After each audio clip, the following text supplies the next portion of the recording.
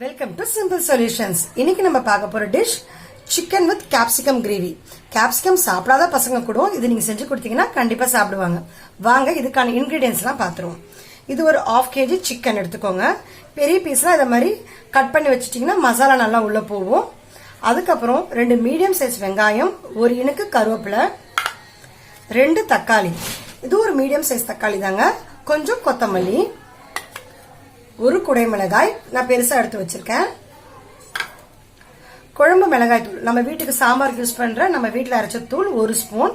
இதுக்கு பதில் நீங்க காஞ்ச மிளகாய் தூள், கொத்தமல்லி தூள் யூஸ் பண்ற மாதிரி இருந்தா 1 ஸ்பூன் காஞ்ச மிளகாய் தூள், அதே மாதிரி 1 ஸ்பூன் கொத்தமல்லி தூள் நீங்க சேர்த்துக்கலாம். தேவையான அளவு உப்பு, கரம் மசாலா தூள் 1/2 ஸ்பூன் சேர்த்திருக்கேன். நம்ம சோம்பு தவிர வேற எந்த மசாலா ஐட்டமும் போட போறது இல்ல, அதனால கரம் மசாலா தூள் நான் எடுத்திருக்கேன். இஞ்சி பூண்டு விழுது 1 ஸ்பூன், ஜீரகம், சோம்பு, மிளகு இதெல்லாம் நம்ம ட்ரையா ஒரு ஸ்பூன் போட்டு அரைச்சிக்க போறோம். ஜீரகம், பெருஞ்சீரகம், சின்ன சீரகம், மிளகு இது மூணுத்தையும் நம்ம ட்ரையா பவுடர் பண்ணிக்க போறோம். வாங்க எப்படி செய்யலாம்னு பார்க்கலாம். முதல்ல சட்டி வச்சுக்கோங்க. நான்வெஜ் செய்யற மாதிரி சட்டி இருந்தா அதை யூஸ் பண்ணுங்க, ரொம்ப நல்லது. முதல்ல 1 ஸ்பூன் மிளகு போடுறேங்க. மிளகு லைட்டா சூடு ஆகட்டும். அதுக்கப்புறம் பெருஞ்சீரகம், அதாவது சோம்பு, இதெல்லாம் ட்ரையா தான் நம்ம அரைச்சு எடுத்துக்க போறோம்.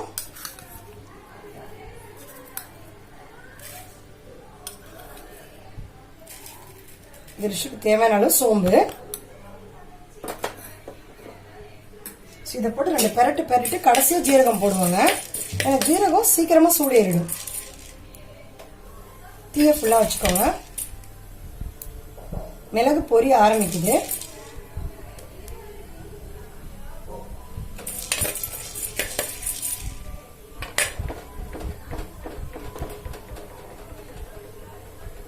இப்போ ஜீரகம் 1 ஸ்பூன். இந்த சிக்கனால நீங்க மிளகு ஜீரகம் சேர்த்துக்கிற மாதிரி பாத்துக்கோங்க. ஜீரகம் இன்னும் எக்ஸ்ட்ரா கொஞ்சம் நான் 1/4 ஸ்பூன் கூட போட்டுக்கிறேன். இதை நல்லா வறுத்துக்கோங்க. இதை வறுத்து நம்ம பொடி பண்ணிக்க போறோம். தட்டுக்கு டிரான்ஸ்ஃபர் பண்ணிட்டு நம்ம ஆறுன உடனே மிக்ஸி ஜார்ல போட்டு பொடி பண்ணிக்கலாம். இப்போ வாங்க நம்ம அந்த வறுத்த தனியா எடுத்து வச்சுட்டோம்.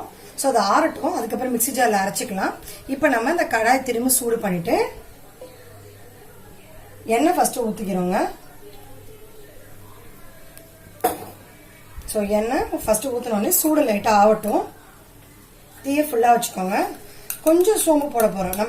நம்ம அந்த தூள்லையும் சோம்பு வச்சுருக்கோம், பட் இருந்தாலும் கொஞ்சம் போட்டுக்கோங்க தாளிப்புக்கு. சோம்பு லைட்டாக வெடிக்க ஆரம்பித்தோடனே நம்ம வெங்காயம் சேர்க்க போகிறோம். இந்த டிஷ்ஷை நான் கடைசியாக பட்டர் இல்லை சீஸ் ஏதாவது சேர்த்திங்கன்னா ரொம்ப நல்லா இருக்கும். நான் உங்களுக்கு சேர்த்து காமிக்கிறேன். ரொம்ப சுவை இன்னும் நல்லா இருக்கும். பசங்க ரொம்ப விரும்பி சாப்பிடுவாங்க.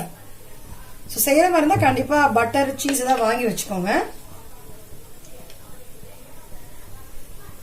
சோம்பு பொரிய ஆரம்பிக்குது. நான் பட்டை கிராம்பெல்லாம் போடலைங்க. அதுக்கு பதிலாக நம்ம கரம் மசாலா தூள் போடுறோம்.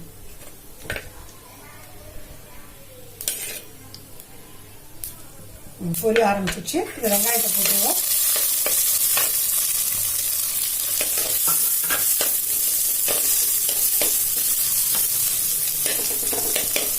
வெங்காயம் வதங்கிறதுக்கு ஒரு பிஞ்ச் ஆஃப் சால்ட் போடுவோம். ஒரு சிட்டிக்கு அளவு, இது கணக்கில் வராது.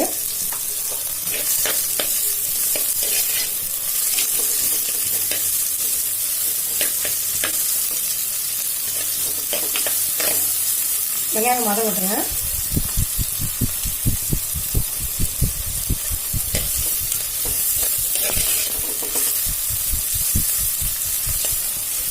இதுக்கப்புறம் தக்காளி சேர்த்துப்போம். நல்லா வதங்கிடுச்சு. இப்போ நல்லா இந்த மாதிரி வதங்கி இருக்கணுங்க. அப்பதான் டேஸ்ட் நல்லா இருக்கும். இஞ்சி பூண்டு விழுது,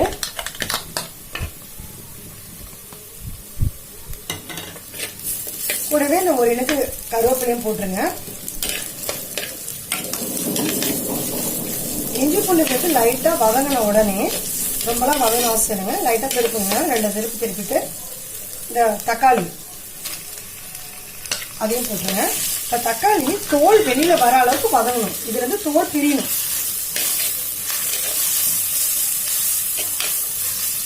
நல்லா வதங்கிடுச்சு. தோல் நல்லா பிரியணுங்க. இப்போ தக்காளி சரியாக வதங்கணும்னா அந்த கிரேவி டேஸ்ட் கொடுக்காது.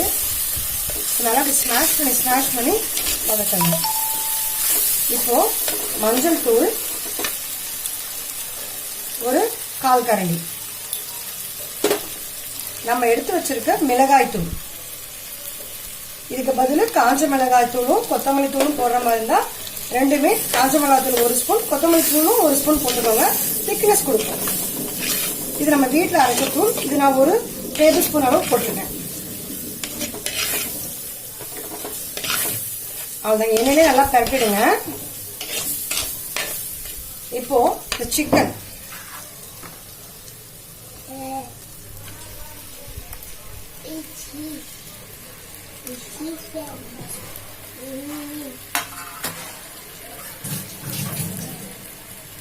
சிக்கனை நல்லா பரட்டிடுங்க மசாலால.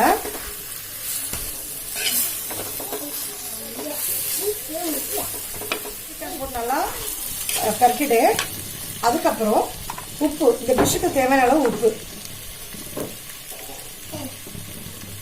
ஏற்கனவே வெங்காயம் வதங்கிறதுக்கு நான் 2 சிட்டிகை போட்டிருக்கேன். உப்பு போட்டுட்டு தண்ணி கொஞ்சமா விட்டுக்கோங்க. பொதுவா சிக்கன்ல தண்ணி நிறைய இழுத்துட்டு இருக்கோம். கொஞ்சமா தண்ணி விடுங்க. பாருங்க, அளவு பாருங்க. சும்மா ஒரு கால் கிளாஸ் தான் ஊத்திருக்கேன். நம்ம ஒரு தடவை மூடி போட்டுட்டு செக் பண்ணி பாத்தீங்கன்னா இதுவே தண்ணி விட்டுருக்கும். மசாலா ஒன்று செய்யறதுக்காக நான் ஒரு கால் கிளாஸ் தண்ணி விட்டுருக்கேன். நல்லா பரட்டிடுங்க. இதை நம்ம மூடி போட்டு வேக வைக்க போறோம். மூடி போட்டு ஒரு 10 நிமிஷம் வேகட்டும். இப்ப பாருங்க, தண்ணி விட்டுருக்கு இல்லைங்களா? இந்த ஸ்டேஜ்ல நம்ம இந்த குடைமிளகாயை போட்டுடலாம். அது அரை வேக்காடு சிக்கன் வெந்த பிறகுதான் குடைமிளகாய் போடணும். ஏன்னா அது நீர்க்காய், சீக்கிரமா வெந்துடும்.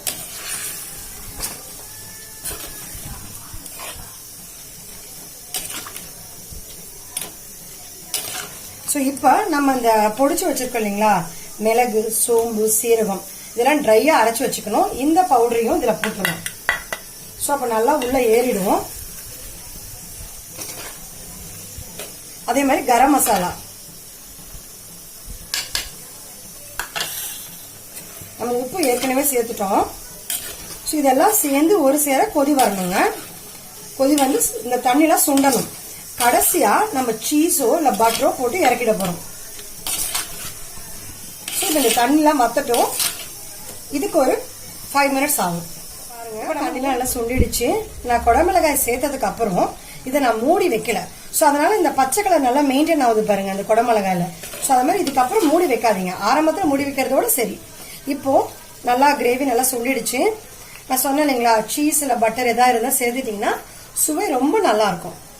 நான் இந்த சீஸ் வச்சிருக்கேன். அதை சேர்த்துக்கிறதுல இது நல்லா மெல்ட் ஆகட்டும். இந்த சூட்லயே அது மெல்ட் ஆகுங்க.